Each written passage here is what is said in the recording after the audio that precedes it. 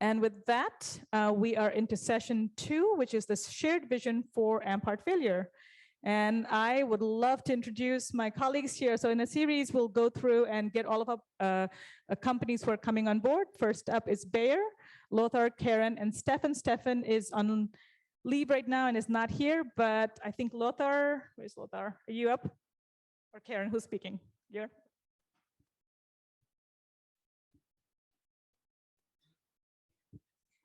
There you go. All right. So hello, everyone. Thanks very much for inviting, and it's a pleasure to be here. It's an honor to be here, and I'd like to join words that were said before. It's not just today. It's been a great experience already for us at Bayer, for me personally, through the last 3 years, I think, since HFSA in Philadelphia. I think that was what I recall when first steps were taken. And so where are we now? We heard already a pretty good summaries of the overall project. So I think my role here is to just say a few words on Bayer, who we are and what we expect. And I don't want to go through all the details. Maybe one uniqueness of Bayer to mention here is that we are not only interested in healthcare, but also in nutrition. So the overall vision of the organization is health for all, hunger for none. And if we then look into our rationale to be a partner here, I think it's the key rationale definitely shared with other partners across the whole ecosystem, the whole community, why heart failure matters so much. Recent analysis, I think, showing the rise or the expected surge of cardiovascular disease, in part driven by heart failure and the major contribution of heart failure to the disease burden to be expected in the next decades. I think these are reasons that we share with others. Maybe just mention again one perhaps particular interest on our end, on Bayer's end, which is the heart not only, but also the kidney. So recently we have focused a lot on cardiorenal risk prevention. And I think looking at heart failure in the continuum of cardiovascular, but also cardiorenal risk factors, again, I think provides a strong foundation for our interest. So it's, I could say, close to our hearts and also close to our kidneys.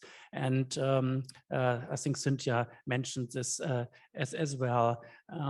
So what about values? And I think there couldn't be a better match with the two key core values of the AMP: precision medicine and equity. I even pasted here on the slide 2 links to our public company presentation in the web, where our commitment to precision medicine, so the identification of patient segments in a personalized and individualized way, our commitment to research into the direction of precision medicine is highlighted and emphasized. And the same for inclusion, diversity. I already mentioned that the vision reads health for all and hunger for none. And that's, of course, also a reflection of this commitment to inclusion and diversity. So what would we expect from a partnership?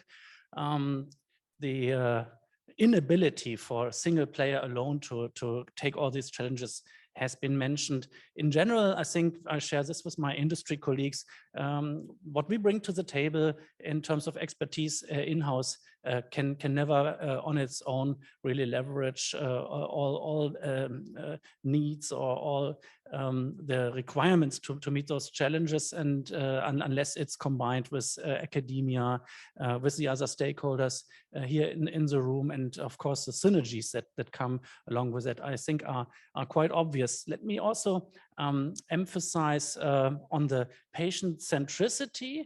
And again, it was great and that Cynthia dialed in and was invited to this agenda. And this is another example, I think, where we see a huge opportunity here in the way of partnering really across all relevant partners, including patients. And for the last 2 bullets here, I just like to mention the increasing perhaps opportunities, but also challenges coming along with a new methodology, with AI, machine learning, with big data.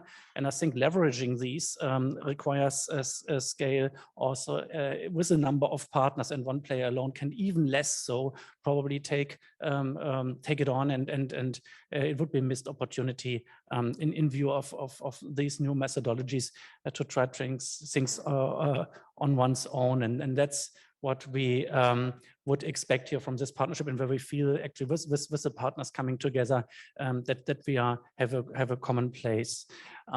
So for the individual goals of objectives of this, I think we already heard very good summaries. Let me just perhaps emphasize that the hope that we have at Bayer to increase our disease understanding, that this is central to the objectives of this consortium, and that we will learn to see which hypothesis may be supported, which new hypothesis may come up, which other hypothesis we may let go. This increased in disease understanding, that's for us in the center in order to enable precision medicine. And with this, I'd like again to thank you for your attention, and I'm very much looking forward to our future collaboration and continuing it like we already did in the design phase. Thank you.